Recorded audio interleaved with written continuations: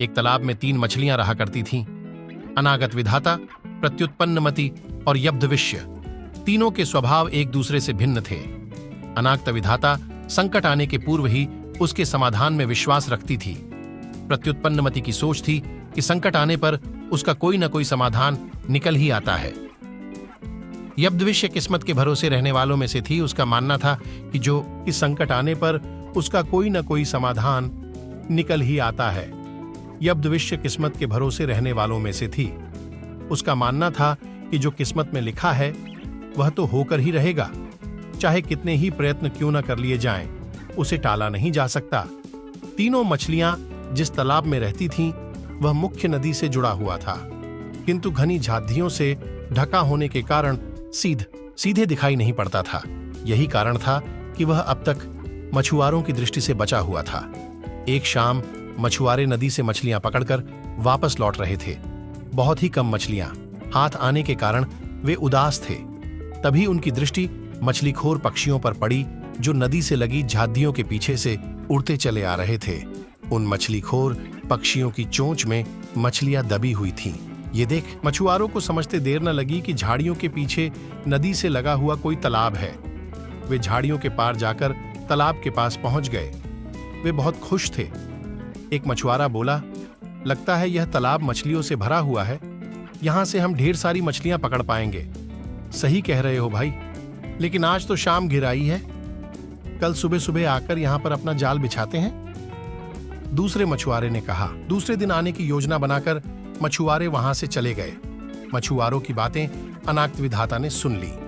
वह तुरंत प्रत्युत्पन्नमति और यब्धविष्य के पास पहुंची और बोली, कल मछुआरे जाल डालने इस तालाब में आ रहे हैं। यहां रहना अब खतरे से खाली नहीं रह गया है। हमें यथाशीघ्र यह स्थान छोड़ देना चाहिए। मैं तो तुरंत ही नहर से होती हुई नदी में जा रही हूं। तुम लोग भी साथ चलो।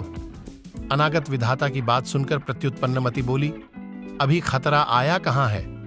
हो सकता है कि वो आए ही नहीं। जब तक खतरा सामने नहीं आएगा मैं तालाब छोड़कर कहीं नहीं जाऊंगी। हो सकता है कि मछुआरों को मछलियों से भरा कोई दूसरा तालाब मिल जाए और वे यहां आने का इरादा छोड़ दे। यदि वे आ भी गए तो यह भी संभव है कि मैं उनके जाल फंसू ही ना। यब्धविष्य बोली, किस्मत के आगे क्या भला किसकी चली है? मछुआरों को आना होगा तो आएंगे और मुझे उनके जाल में फंसना होगा तो मैं फंसूंगी ही। मेरे कुछ भी करने से किस्मत का लिखा थोड़ी बदल जाएगा। अनागत विधाता ने अपनी योजना अनुसार वहां से प्रस्थान करना ही उचित समझा और वह तुरंत वहां से चली गई। प्रत्युत्पन्नमति और यब्धविष्य तालाब में ही रुकी रही। अगले दिन सुबह मछुआरे जाल लेकर आए और तालाब में जाल फेंक दिया।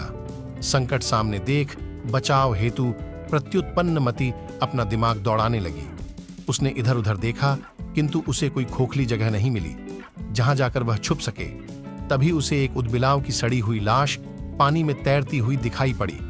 वह उस लाश में घुस गई और उसकी सड़दाद अपने ऊपर लपेटकर बाहर आ गई। थोड़ी देर बाद वह एक मछुआरे के जाल में फंस गई। मछुआरे ने जब जाल बाहर निकाला और सारी मछलियों को जाल से एक किनारे पर उलट दिया, तब प्रत्युत्पन्नमति सड्ढांध लपेटे हुए मरी मछली की तरह जमीन पर पड़ी रही।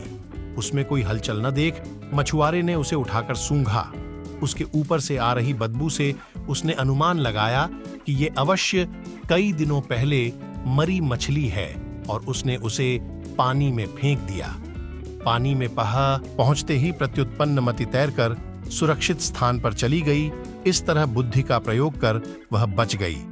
वहीं दूसरे मछुआरे के जाल में फंसी यब्धविष्य कुछ किए बिना किस्मत के भरोसे रही और अन्य मछलियों के साथ दम तोड़ दिया। सीख, किस्मत उसी का साथ देती है जो खुद का साथ देते हैं।